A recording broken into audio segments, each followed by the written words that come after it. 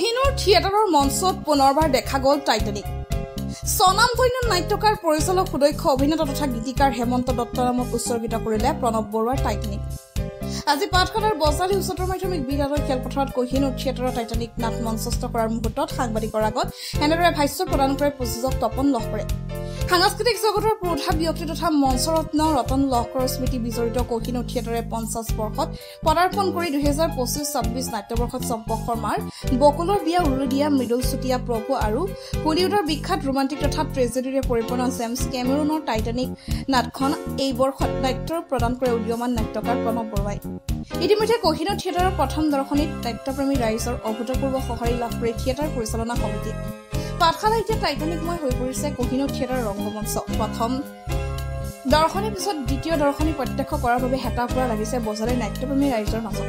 হেমন্ত দত্তৰ টাইটানিকৰ বহু বছৰৰ অন্তত কোহিনুৰ থিয়েটাৰে অসমৰ নাট্যপ্ৰেমী ৰাইজৰ আশীৰ্বাদ বুটলিব পাৰিব বুলি সি নিশ্চিত। বজালীৰ পৰা ৰাজীৱ পাটবিৰ ৰিপৰ্ট B10 নিউজ অসম।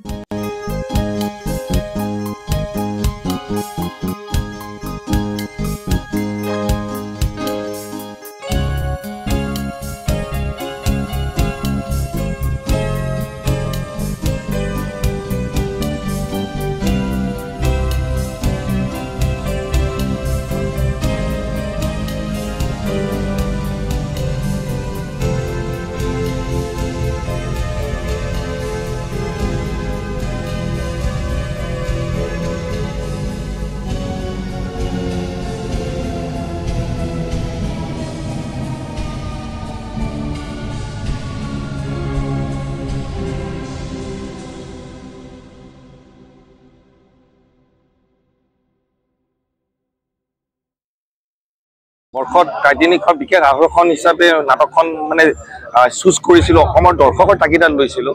বহুত কষ্ট কৰিছোঁ এটা ভাল ৰূপত টাইটানিকখন দেখুৱাৰ বাবে। আজি প্ৰথম দৰ্শনী আছিলে আৰু প্ৰথম দৰ্শনী টিকট যোৱাকালিয়ে শেষ, আজি দ্বিতীয় দৰ্শনী শেষ হ'ব ওলাইছে।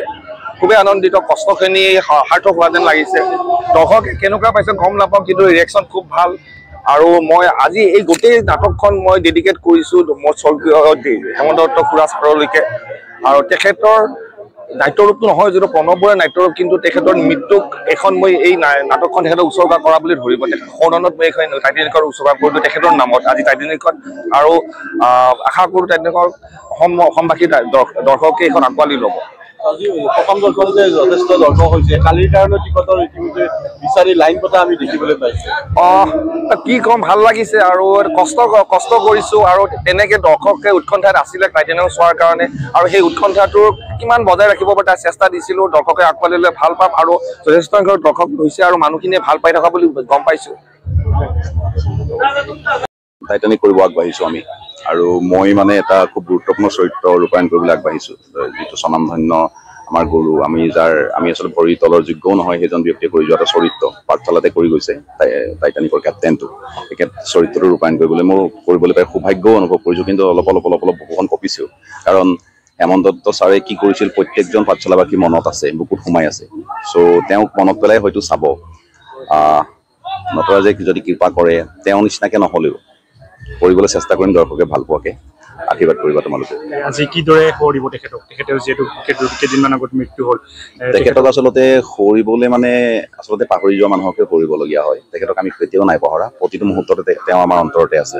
আৰু নাটকৰ আৰম্ভণি আদিপাতটো তেওঁৰ পৰাই পাইছিলোঁ, গতিকে তেওঁক পাহৰা নাই কেতিয়াও। আৰু তেওঁ কৰা চৰিত্ৰটো তেওঁ নাটক নহ'লেও মূলতঃ তেওঁৱে আৰম্ভ কৰিছিলতো, নাটকখনৰ নাট্যৰূপ দিছিল। গতিকে তেওঁ টাইটানিক বুলি ক'লে হেমন্ত দত্তৰ নামটো প্ৰথম আহে। এতিয়া আমাৰ স্বনামধন্য নাট্যকাৰ নৱপ্ৰজন্ম নাট্যকাৰ প্ৰণৱ বৰুৱাৰ নাট্যৰূপ দিছে যদিও তেওঁলৈ মনত পৰি থাকিব সদায়।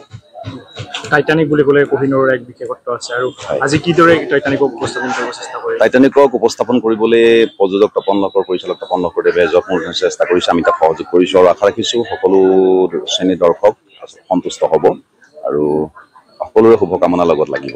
অসমবাসীয়ে আচলতে আঁকোৱালি লৈছে ইতিমধ্যে, আৰু আমি তেওঁলোকে আঁকোৱালি লোৱা, তেওঁলোকে দিয়া মৰমখিনিক আচলতে আমি কিমান সন্মান দিব পাৰোঁ এতিয়া এইটো আমাৰ কথা। আমি 100% চেষ্টা কৰিম তেওঁলোকে দিয়া মৰম, তেওঁলোকে দিয়া আশীৰ্বাদক আমি অলপ হ'লেও যত্নেৰে তেওঁলোকৰ প্ৰতি সেই সন্মানকণ আকৌ ঘূৰাই দিবৰ বাবে আমি চেষ্টা কৰিম।